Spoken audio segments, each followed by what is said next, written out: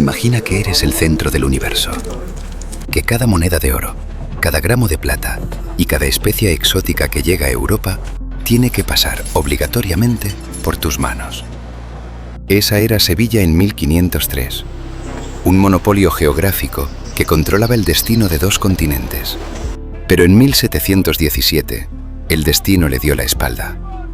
El río Guadalquivir, el mismo que la hizo reina, la traicionó. Sus aguas se llenaron de arena y sus curvas se volvieron trampas mortales para los nuevos barcos del imperio.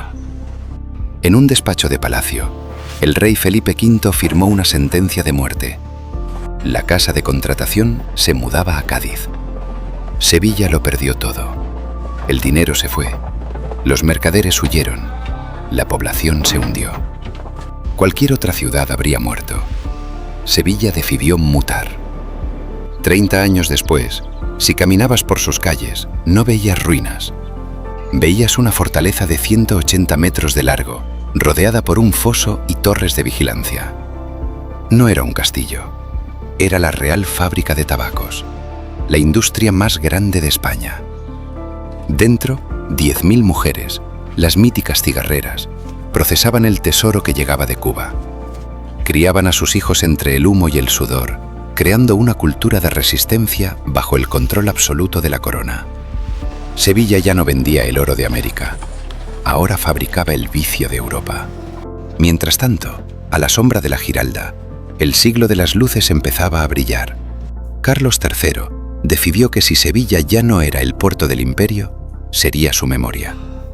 Convirtió la antigua Bolsa de Comercio en el Archivo General de Indias.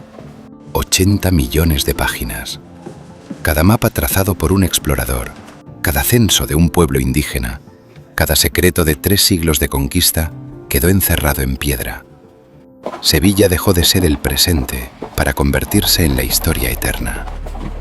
Pero la Sevilla del siglo XVIII era un volcán de contrastes.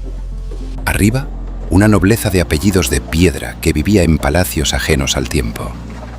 Abajo, una pobreza tan cruda que los padres no ponían nombre a sus hijos hasta los 2 años, esperando a ver si la muerte se los llevaba antes. La Iglesia lo controlaba todo: el tiempo, los ritos, el miedo. 30 parroquias, docenas de conventos y el Tribunal de la Inquisición, vigilando que las nuevas ideas de la Ilustración no quemaran el orden establecido. Pero las ideas, como el agua, siempre encuentran una grieta. Los libros prohibidos entraban por el puerto. Los cafés se llenaban de hombres discutiendo sobre la razón frente a la fe. Y en los callejones, algo más profundo estaba hirviendo. La música de los esclavos africanos, el lamento de los gitanos y los ecos de la antigua Al-Ándalus empezaron a colisionar. No tenían nombre todavía, pero el aire ya vibraba con lo que el mundo conocería un siglo después como flamenco. Sevilla en el siglo XVIII es la prueba de que las ciudades no son edificios, son voluntades. Perdió el monopolio, sufrió el terremoto de Lisboa, vio caer su población a la mitad y se mantuvo en pie. No se limitó a sobrevivir, se reinventó. Cambió los galeones por fábricas, el oro por archivos y el silencio por arte. Soy Tom. Dime qué ciudad quieres descubrir en el próximo video y suscríbete para no perderte la próxima historia. Gracias por estar aquí. Nos vemos.